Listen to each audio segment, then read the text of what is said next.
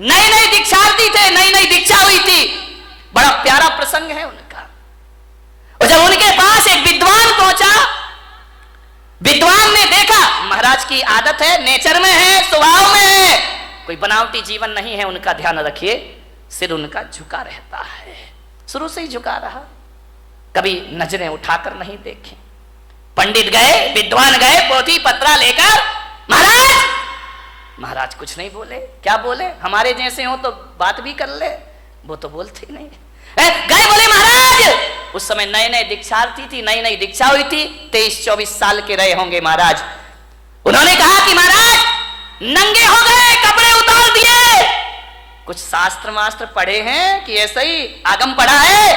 महाराज कुछ नहीं बोले। अरे समय सार पड़ा है? महाराज कुछ नहीं बोले। बोले बस कपड़े उतार के बैठ गए, रोटियां मिल रही हैं समाज की, आराम से जय जयकार, ख्याति लाभ। समय सार पढ़ा है आपने? जब 3 बार उसने बोला तो महाराज ने कहा अब तो जवाब देना जरूरी, अब बहुत ज्यादा पानी सर से ऊपर हो रहा है। उन्होंने कहा बोलो पंडित जी, क्या बोलना चाहते हो, क्या पूछना चाहते हो? उन्होंने कहा समय सार पढ़ा है। महाराज ने कहा तुमने पढ़ा है? बोले हाँ। बोले कितनी बार? बोले 108 बार। बोले 108 बार समय सार पढ़ लिया? बोले पढ़ लिया।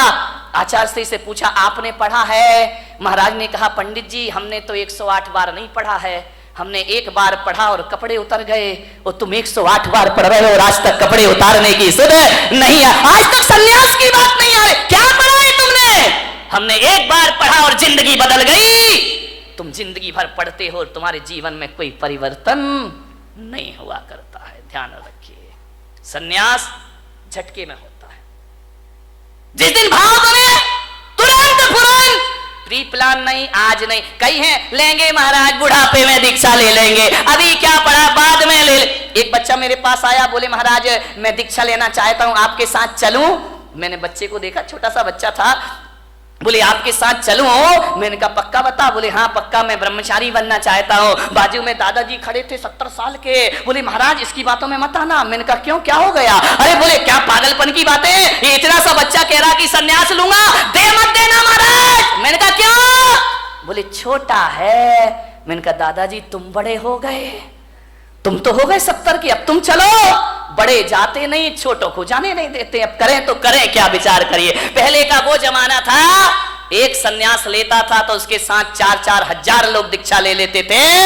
आज एक दीक्षा लेता है तो 4000 रोकने को खड़े हो जाते हैं कि काय को ले रिया है, पंचम काल है, क्यों बर्बाद कर रहा है, मत ले दीक्षा।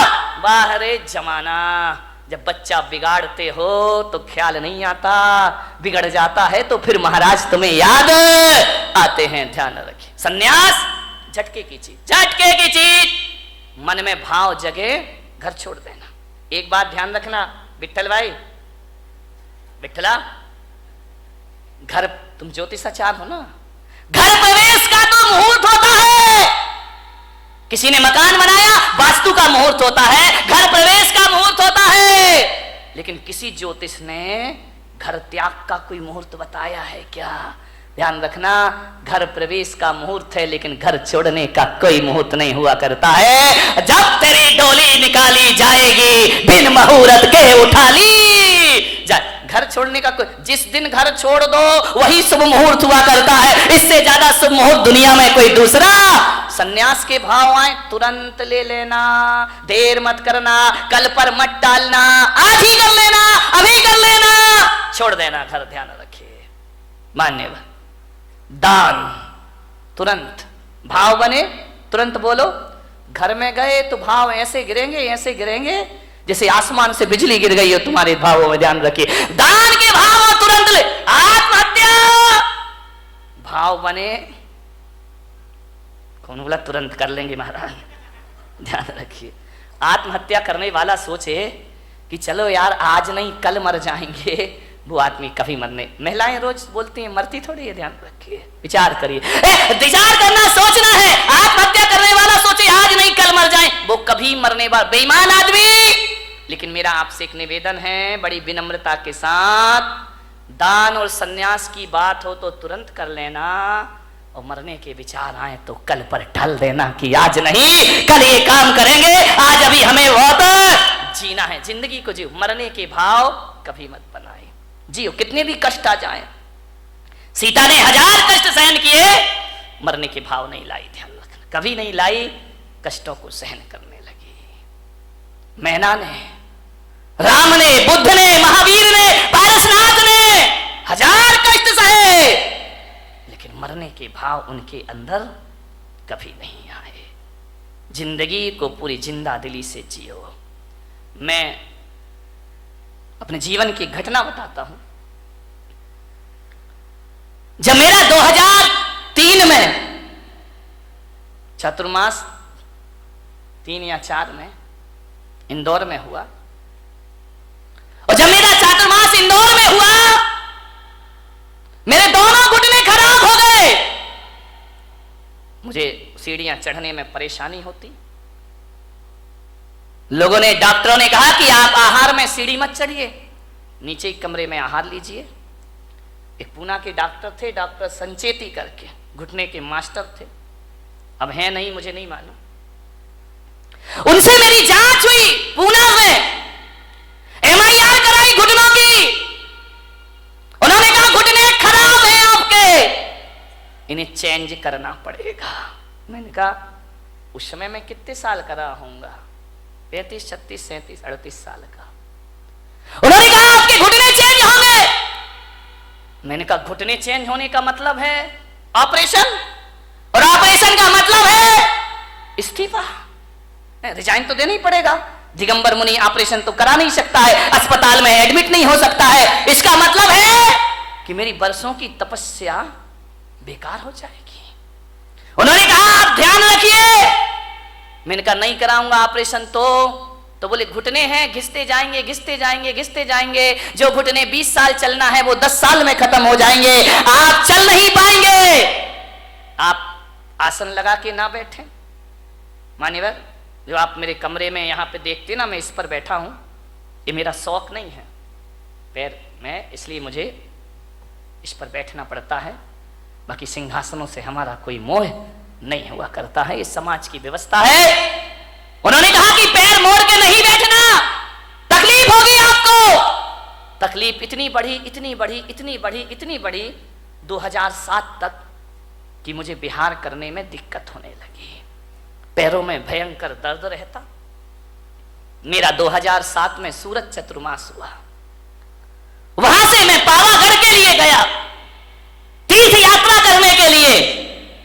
और जैसे ही पावागढ़ पहुंचा, 3500 सीढ़ियां पावागढ़ की, गुजरात में। मैंने कहा इतनी सीढ़ी मैं कैसे चढ़ूंगा। तो मैंने विचार किया कि कल सुबह भक्ति करके, पाठ करके मैं जाऊंगा पावागढ़, नीचे वाली सीढ़ी पे खड़ा होकर उस तीर्थ की वंदना कर लूंगा। मेरे पैरों में इतनी ताकत नहीं है। मैं गया, जैसे ही गया, पहली सीढ़ी चढ़ा, मेरे भीतर से मन ने कहा जब लौटना नीचे ही से है तो 2 सीढ़ी और चढ़ लो, 3 और चढ़ लो, 10 चढ़ लो, जितनी चढ़ सको उतनी चढ़ो। वंदना का पुण्य अपने आप को प्राप्त होगा। मैं धीरे धीरे 10 सीढ़ी, 20 सीढ़ी, 25 सीढ़ी चढ़ा। यहां तक तो मैं चढ़ ही सकता था। मैं चढ़ा, मैंने कहा जहां तक बनेगा मैं चलूंगा। मैं गया, मैंने क्या देखा, एक छोटी सी बच्ची हाथ में चावल लिए, 5-6 साल की बालिका होगी, वो मेरे आगे आगे चल रही। मैं खड़ा हो गया। बच्ची ने कहा आओ महाराज। रुक क्यों गए? मैंने कहा बेटा मैं नहीं चढ़ पाऊंगा ये पहाड़। अरे बोले आओ महाराज, कोई दिक्कत नहीं है, मैं चल रही हूं ना। छोटी सी बच्ची तुतलाते हुए बोली मेरे पीछे पीछे आओ। मैंने कहा वाह रे, सारी दुनिया मेरे पीछे चलती है, ये बच्ची कह रही मेरे पीछे पीछे आओ। मैंने कहा चल बेटा मैं चलता हूं। चलते गए, बोले आओ महाराज आओ। बच्ची खेलते खेलते सीढ़ियां चढ़ती गई, मेरे पीछे, मैं उसके पीछे पीछे चला गया। जैसे ही गया, मेरे मन ने कहा कि बच्ची क्यों नहीं घबरा रही है 3500 सीढ़ियों से, मैं क्यों घबरा रहा हूं 3500 सीढ़ियों से। मैंने सोचा, चिंतन करते रहा चढ़ते चढ़ते। मैंने कहा मैं क्यों भयभीत हूं और ये क्यों भयभीत नहीं है। मैंने कहा शायद मैं इसलिए डर रहा हूं कि मुझे मालूम है 3500 सीढ़ियां चढ़ना है, और इस बच्ची को नहीं मालूम है कितनी सीढ़ियां चढ़ना है। ये जो भय है, ये डर है, मेरी सोच का डर है, मेरे शरीर का डर नहीं है। मैंने कहा ये बच्ची है, ये नहीं सोच रही कि अज्ञात भय नहीं है इसको, आगे क्या होगा ये बच्ची नहीं जानती है, वर्तमान में जीती है, ये चढ़ने का आनंद ले रही है, इसे नहीं मालूम पहाड़ कितने ऊंचे हैं। मैंने कहा चलो, जब एक 5 साल की बच्ची चल सकती है तो मैं क्यों नहीं चल सकता हूं, मैं भी चढ़ूंगा। लेते गई वो बच्ची, महाराज आइए पधारिए। छोटी सी बच्ची, मैंने माँ बाप से कहा इसे गोद में ले लो, बोली नहीं मैं पैदल चलूंगी। महाराज पैदल चल रहे हैं, 5 साल की बच्ची, मैं भी पैदल चलूंगी। अरे मैंने कहा बच्ची तू मुझे देख के पैदल चल रही है और मैं तुझे देख के पैदल चल रहा हूं, आप दोनों एक दूसरे को देखे चलते गए। चल, आपको विश्वास नहीं होगा, 2 घंटे में मैंने और बच्ची ने 3500 सीढ़ियां चढ़ ली उन पहाड़ की। ध्यान रखिए, जो कभी 2nd फ्लोर में आहार में जाना नहीं चाहता था, 3500 सीढ़ियां चढ़े। किससे चढ़ी मेरे भाई? ना कोई मंत्र, ना कोई ताकत, ना कोई शक्ति, हौसले बुलंद रखिए। मैं वहां पर चढ़ा शाम के वक्त, रात्रि विश्राम वहीं हुआ और सुबह ऐसे उतर के आ गया। वो दिन है और आज का दिन है, मेरे घुटनों का दर्द कहां है मुझे पता ही नहीं है। कोई दर्द नहीं है। ये बात अलग है कि दोनों हड्डियों के बीच का गैप कम हो गया, लेकिन आज भी भाई साहब मैं अपने हौसलों के दम पर 20-30 किलोमीटर भी चलने की ताकत अपने अंदर रखा करता हूं। किससे जी जाती है जिंदगी? हौसलों से जी जाती है। ध्यान रखना, पंखों से उड़ान नहीं होती है, परिंदा हौसलों से आकाश उड़ा करता है। ध्यान, हौसले बुलंद रखिए, नर्वस मत होइए अपनी जिंदगी में। कितना भी कुछ लुट जाए, कितना भी कुछ चला जाए, हौसले बुलंद रखिए।